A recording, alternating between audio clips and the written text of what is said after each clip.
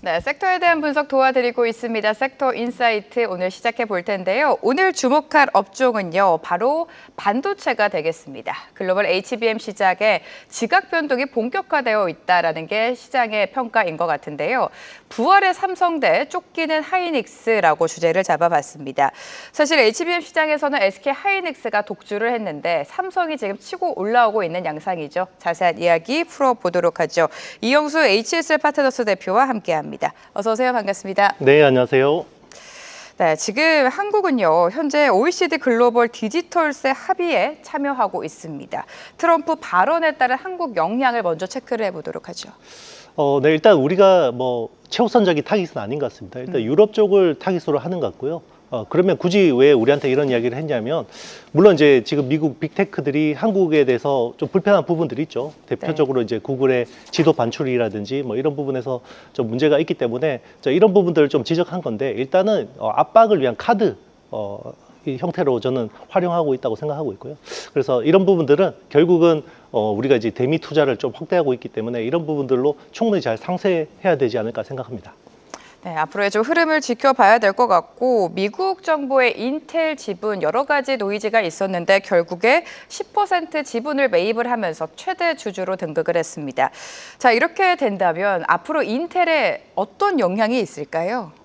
일단 이제 자금의 숨통이 트이는 거는 네. 굉장히 긍정적인 부분이죠. 일단 그동안 인텔이 경쟁력이 워낙 취약해져 있기 때문에 자금으로 뭔가 이제 회사가 새로운 걸 할 수 있다라는 건 좋은 건데, 국유화 된다라는 거는 또 인텔이 워낙 또 글로벌 사업도 많이 하고 있고, 그리고 이제 또 미국이 전 세계에서 많은 인심을 잃고 있기 때문에 이런 부분에서 또 각국 어떤 미국에 대해서 좀 더 이제 부정적으로 생각하는 국가들에서는 좀 제재 리스크도 좀 생각해야 될 것 같습니다.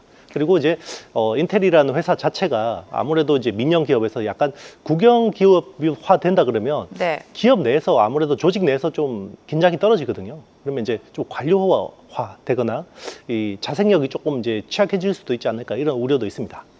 네, 이러한 인텔 사례 때문에 지금 일각에서는 미국 정부가 반도체법 보조금을 약속한 외국 기업들의 지분을 계속해서 확보할 것이다. 이런 가능성이 제기가 되고 있습니다.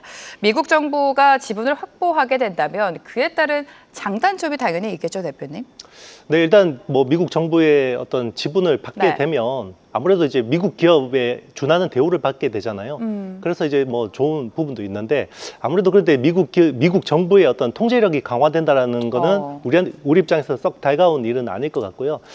그리고 이제 계속해서 어떤 상무장관이 러트닉이 계속해서 이게 지분을 요구할 것 같이 이야기하다가 아니다, 좀 더 유보하고 있다, 이런 식으로 계속 이야기를 하고 있는데, 자, 이거는 결국 이제 압박을 위한 카드로 이제 계속해서 활용하려고 할 것 같고, 실제로 지분을 우리 기업들한테 요구할 가능성도 저는 배제할 수 없다라고 생각합니다.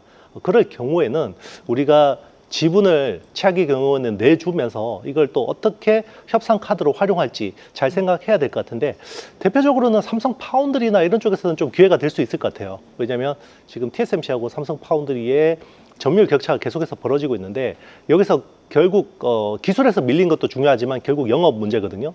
빅테크들이 결국 삼성 파운드리를 찾게 해야 되는데 그런 부분에서 굉장히 많은 어려움이 있다라는 거죠. 그래서 삼성 파운드리의 어떤 미주 법인이나 아니면 삼성 파운드리를 분사를 해서 미국 정부 지분을 받고, 대신에 미국 빅테크들의 지분도 같이 추가로 유치하게 해서 나스닥에 상장하는 그런 모델도 좀 가능하지 않을까 생각합니다. 네, 미국 기업이 미국 정부가 지분을 확보를 한다면 그에 따른 상징성이 있겠지만 또 통제를 받을 수 있는 우려도 역시나 있다라고 말씀을 해주셨습니다. 자, 미국 행정부는요, 대미 투자 확대를 약속한 외국 기업에게 지분 요구 대상에서 제외할 것이다라고 밝힌 상황입니다. 결국에 지금 추가 대미 투자가 필요하다는 게 미국 측의 입장인 것 같은데, 우리나라 기업들의 현황은 어떻습니까? 네, 일단 대규모로 투자를 하고 있고요. 이번에 한미 정상회담을 계기로 추가 투자를 또 단행했습니다. 1,500억 달러 정도가 이번에 이제 좀 가시적으로 이제 확인이 됐는데요. 가장 큰 규모로 진행하는 것은 결국 삼성 파운드리 공장입니다. 그래서 지금 테일러 팹에 지금 투자한 것만 한 170억 달러, 우리나라 돈으로 20조 원 정도가 되고요. 그리고 이번에 추가로 패키징 라인 쪽으로 10조 원 정도를 추가로 투자할 수 있음을 시사를 했습니다. 그리고 이제 현대 기아차 같은 경우도 지금 수십조 원 규모로 규모로 투자를 단행을 했고요. 그리고 우리 배터리 공장 같은 경우도 LG 에너지 솔루션, SK온 같은 경우도 조 단위로 지금 투자를 해서 지금 거기에다가 공장을 네. 구축한 상황입니다. 네, 삼성전자랑 하이닉스 적극적인 대비 투자를 지금 단행하고 있는 상황이고요. HBM 시장 안에서 사실 삼성전자가 다소 뒤처졌습니다.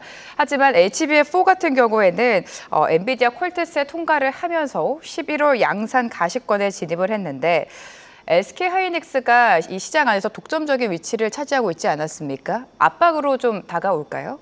네, 맞습니다. 이게 지난 2년 동안은 사실 SK 하이닉스가 압도적인 독주를 했었죠. 맞습니다. 경쟁 우위였고 공급자 우위 시장을 보였었거든요. 그런데 이제 올해 들어서는 굉장히 삼성전자나 마이크론에서 도전적으로 이제 지금 이 상황이 벌어지고 있는 상황이긴 한데 그런데 이제 지금 시장에서 약간 좀 오해가 있는데 콜 테스트를 통과를 했다 그러면 바로 이제 양산으로 돌입할 것 같잖아요.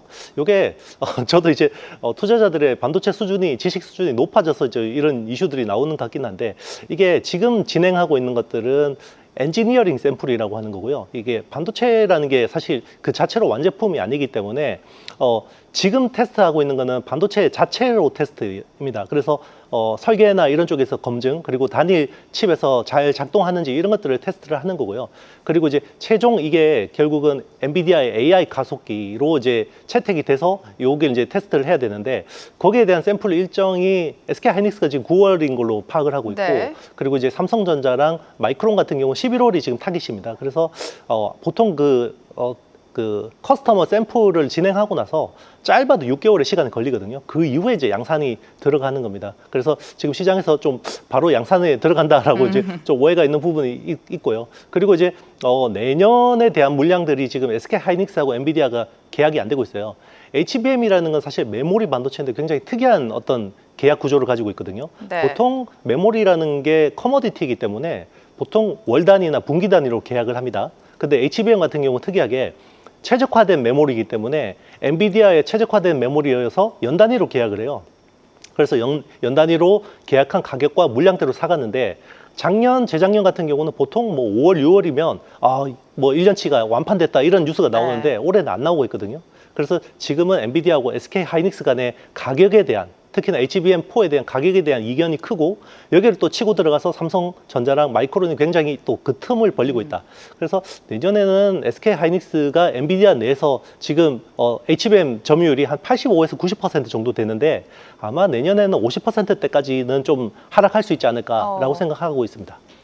자, 이런 가운데 한미 정상회담 이후에 열린 비즈니스 라운드 테이블에서 젠슨 황 CEO와 이재용 회장이 뜨겁게 포옹하는 장면도 지금 화제가 되고 있습니다. 이렇게 삼성전자랑 SK 하이닉스와 관련해서 엔비디아와의 협력에 대한 기대감이 지금 커지고 있는데 엔비디아와 국내 한국 기업 간의 동맹 강화가 더 이루어질 것이라고 보십니까? 네, 뭐 지금도 강력한 네. 동맹인데요. 저는 이제 젠슨 왕이 이런 것들을 언론을 굉장히 잘 활용한다고 생각합니다. 왜 그러면 그렇게 뜨겁게 이재용 회장을 포옹을 했을까? 네. 최태원 회장도 있는데. 네. 이게 재작년인가 작년에 젠슨 어프로브드 기억나십니까? 맞아요. 네, 직접 사인을 했죠. 맞습니다. 네. 근데 결국 어프로브드가 안 됐거든요.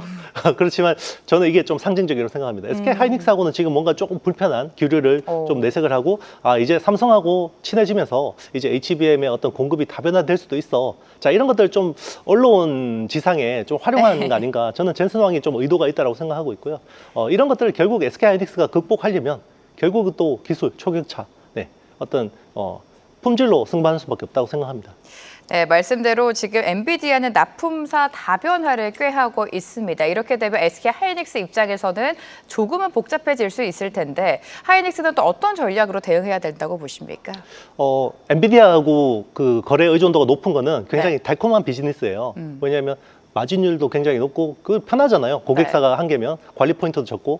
그런데 이제 그런 시대는 갔다라는 걸 인정해야 될 것 같습니다. 그래서 앞으로는 A식 반도체, 이제 주문형 반도체 쪽에서 이제 HBM 채택이 많기 때문에 특히나 이제 글로벌 빅테크들의 자체 설계 칩에 이제 HBM을 많이 납품하는 것들이 중요한데, 자, 이게 재밌는 게요. 엔비디아 같은 경우는 HBM에 커스텀 서비스를 요구를 합니다. 그러니까 자기네들의 AI 가속기에 맞는 최적화된 HBM을 요구하거든요. 여기에는 많은 설계나 어떤 무형적인 IP들이 필요한데요. 지금 A식 같은 경우는 아직까지 그 정도의 어떤 서비스 수준을 요구하고 있지는 않는데, SK하이닉스가 커스터마이징에 좀 서비스 경쟁력이 있다 그러면 글로벌 빅테크들한테도 좀 그런 것들을 서비스를 제한을 해서 좀 더 부가가치를 높이는 것들이 필요할 것 같고요. 그리고 엔비디아 어떤 비중을 줄이면서 이제 반대급부로 좀 ASIC 반도체 매출 비중을 좀 네. 높이는 노력들이 필요할 것 같습니다. 자, 이렇게 HBM 시장에서 경쟁이 심화되고 있고 AI 수요는 지속적으로 증가하고 있는 상황 속에서 반도체 소부장 기업의 반사 이익도 기대가 되고 있습니다. 하지만 우리 시장 안에서 관련주들의 흐름을 보면 좀 희비가 극명하게 엇갈리고 있는데 하반기에는 좀 어떤 흐름을 보여줄까요? 일단 이제 국내 시장으로 보면 삼성 파운드리 밸류 체인이 굉장히 매력적일 것 네. 같습니다. 그래서 삼성 파운드리 그동안 워낙 그 삼성 파운드리 밸류 체인들이 어떤 수주나 실적 부분에서 좋지 않았거든요. 그런데 이제 그런 쪽에서 턴어라운드를 좀 기대해야 될 것 같고요. 물론 당장 뭐 테슬라의 AI6 칩이나 이제 애플의 뭐 CIS 같은 것들이 당장 올해 매출에 뭐 기여를 하지는 않습니다. 그렇지만 가동률이 높아지면 거기에 이제 어떤 관련 서비스를 제공하고 있는 예를 들면 이제 오삿이라고 하는 이제 후공정 전문 서비스를 제공하는 회사들은 당장 뭔가 이제 실적이 턴어라운드를 할 수 있거든요. 그쪽에서 이제 두산 테스나 같은 회사들 그리고 이제 미국 팹의 가동률이 높아지면 이제 코미코 같은 회사들도 좀 수혜를 네. 볼 수 있고요.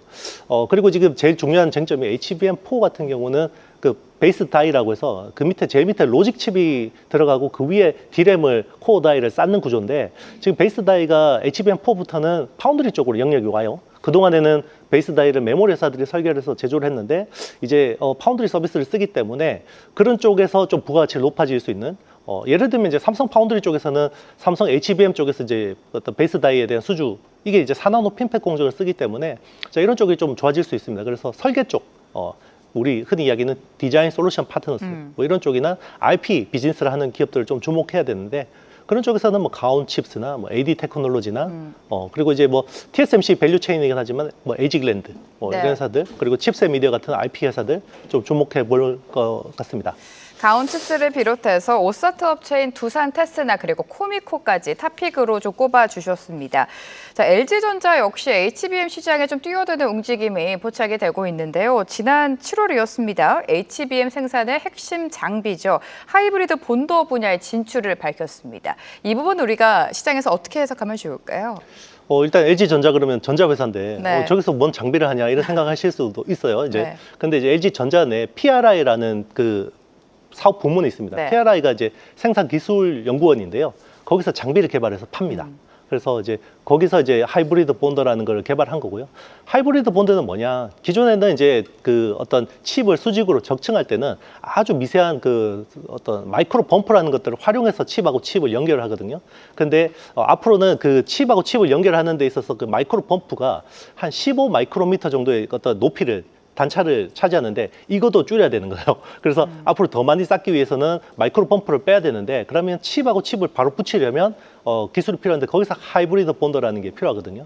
그래서 지금 제일 뭐 글로벌리 잘하는 회사는 이제 어떤 네덜란드 베시라는 회사가 제일 잘하고 있고 여기에 이제 기존의 TC 본더 그러니까 서멀 컴프레션 본딩을 하는 그러니까 이제 마이크로 펌프를 써서 붙이는 쪽에 장비를 하는 한미 반도체 그리고 뭐 하나비전 뭐 하나 세미텍이죠. 뭐 그리고 ASMPT 같은 회사들이 좀 하고 있는데 향후에는 이제 하이브리드 본더가 여기서 중요한 어떤 포지션을 차지할 걸로 예상이 되고 있습니다. 그래서 뭐 기존의 플레이어들도 워낙 잘하고 있기 때문에 LG전자가 어느 정도의 성과를 낼 수 있을지는 좀 뭐 아직까지는 좀 지켜봐야 되겠지만 LG전자가 이런 쪽으로 시장을 새로운 성장 동력을 삼아서 진출하고 있다는 네. 부분은 좀 주목할 것 같습니다. 네, LG전자가 하이브리드 본도 분야에 진출을 했습니다. 새로운 성장 동력으로 자리매김할 수 있을지는 지켜보셔야 될 것 같고요. 자, 현 시점에서 반도체주가 하반기에 주도주 역할을 할 수 있을지 투자자분들의 관심이 지금 커지고 있습니다. 반도체주 안에서도 대형주 그리고 중소형단에 대해서 투자 전략을 각기 다르게 가져가야 될 것 같은데 하나씩 좀 풀어주실까요? 네, 일단 이제 시기적으로 보면 상반기보다는 하반기가 좀 녹록진 않아요. 네. 이게 그 AI 혁명이라고 하는 그 AI 어떤 반도체 그 어떤 사이클이 2023년부터 본격화됐거든요. 왜냐하면 2022년 11월에 챗GPT가 공개되면서 AI 혁명이 시작됐는데 참 그때부터 참 재밌는 게 상반기가 좋고 하반기가 안 좋은 패턴들이 계속 나왔어요. 왜냐하면 2023년 같은 경우 상반기 엔비디아가 189% 올랐는데 하반기에는 17%밖에 못 올랐고요. 작년 같은 경우도 상반기 엔비디아가 거의 150% 올랐다가 하반기에는 12%밖에 못 올랐습니다. 올해도 좀 그런 패턴을 또 여실히 보여주고 있는데요. 그러면 이제 이게 연말을 또 내년을 위한 또 어떤 그 투자의 기회로 잘 활용을 해야 된다는 부분이 있을 것 같고요.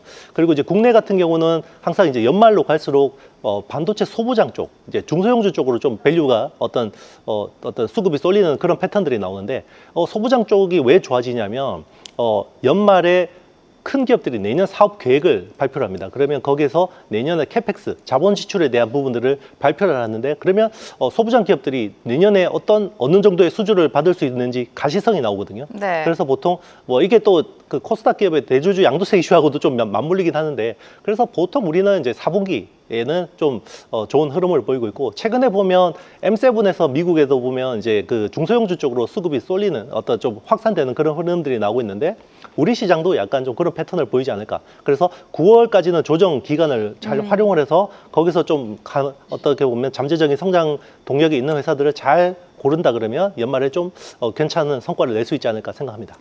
자, 이러한 반도체 주가 상승을 다시 한번 이끌 수 있는 거는 바로 엔비디아의 실적이 될 것 같습니다. 엔비디아 실적 하루 앞으로 다가왔는데 뭐 실적에 대한 눈높이 기대치는 워낙에 좋고요. 향후 가이던스를 좀 체크를 해봐야겠죠.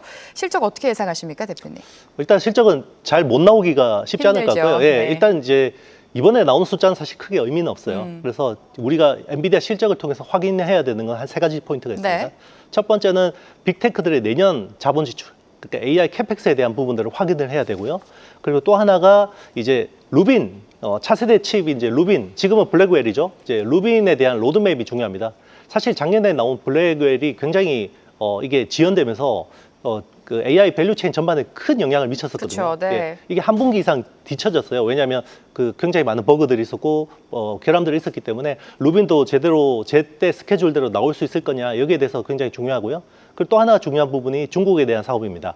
중국 사업에 대해서 지금 H22 판매 중지가 됐다가 다시 판매가 재개됐는데 지금 후속으로 나오는 B30A 같은 고성능 칩 같은 경우도 올해 실적이나 내년 실적에 얼마나 포함될 수 있을지 그런 가이던스 방향에 대해서 잘 체크해야 될 것 같고요. 그리고 이제 9월 말에 브로드컴 실적이 있어요. 그래서 엔비디아하고 브로드컴이 연달아 실적이 나오기 때문에 여기에서 하반기 그리고 내년 초에 네. 대한 어떤 AI 가속기 밸류 체인에 대한 명확한 방향이 나올 거라고 생각합니다. 네, 중국향 매출과 비롯해서 향후 가이던스 그리고 루빈에 대한 로드맵을 좀 면밀히 살펴봐야 된다라는 말씀까지 해주셨습니다. 이영수 HSL 파트너스 대표와 함께했습니다. 고맙습니다. 네, 감사합니다.